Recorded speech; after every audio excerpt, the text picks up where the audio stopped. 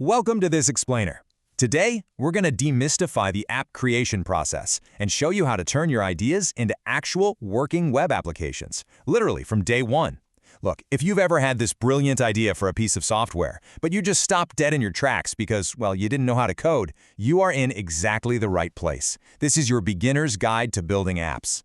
So here's the absolute foundation of everything we're covering today.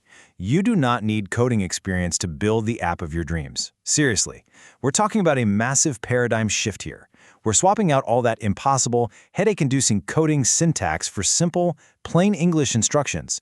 It's just a totally new approach to software development, and it completely levels the playing field for all of us.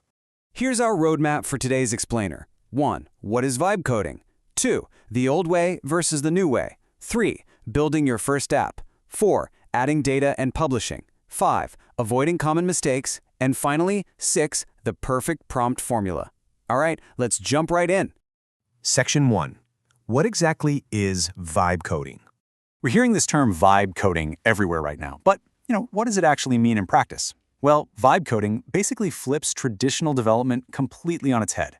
Instead of spending months or even years learning programming syntax and frameworks and databases and deployment just to get started, you just describe what you want in normal language. You start with the outcome. Then, tools like Lovable use those natural language instructions to help turn your description into a real, full-stack web application.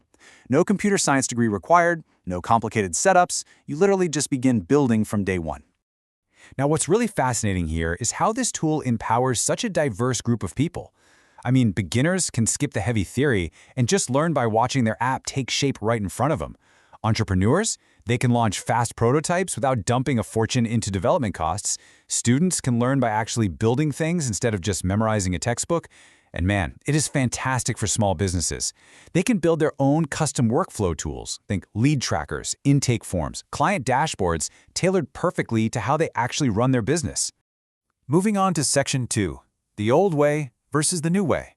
Seeing these two approaches side by side really highlights why this is such a total revolution. Look, traditionally, development meant learning complex variables, servers, authentication frameworks, and the most frustrating part?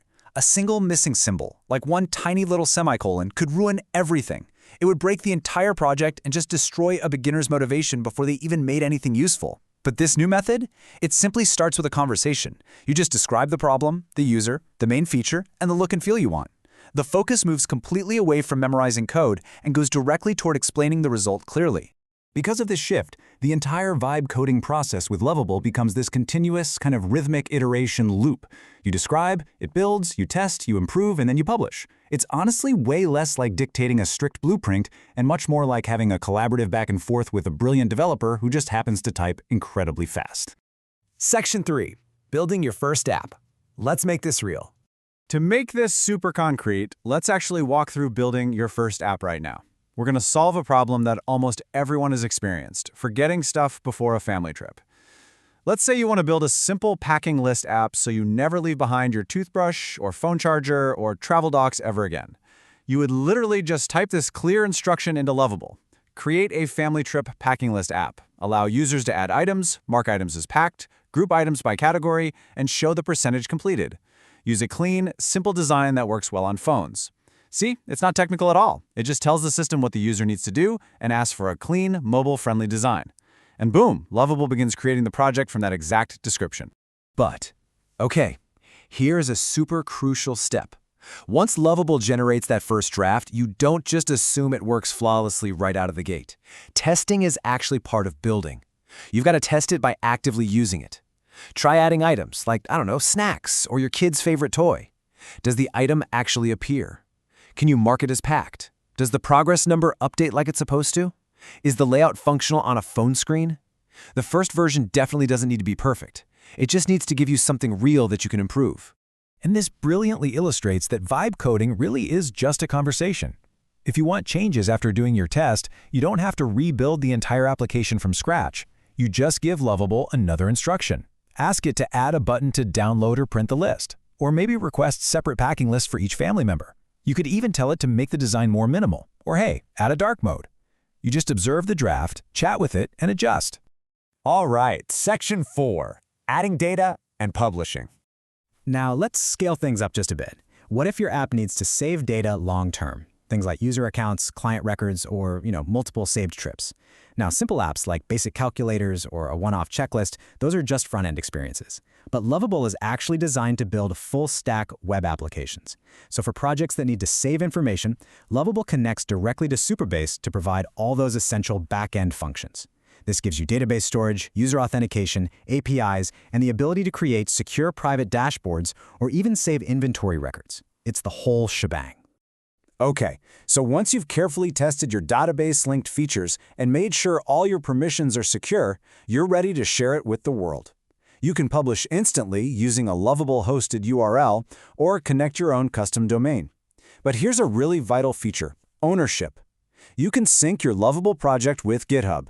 This means you maintain total 100% control of your code and your data. Your app doesn't become trapped inside one single tool.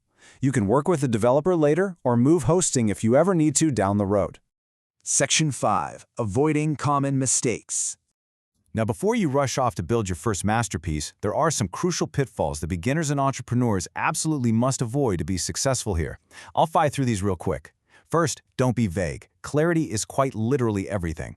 Second, do not start by asking for 40 features all at once. Start with one main workflow. Third, never treat the first draft as the final product. Remember that conversation loop we talked about? Fourth, never skip testing, broken buttons, or confusing instructions. Fifth, make absolutely sure that sensitive info, like medical or financial data, is properly planned out and secure. And finally, stop overthinking it. You don't need the perfect idea to start. You just need to start small.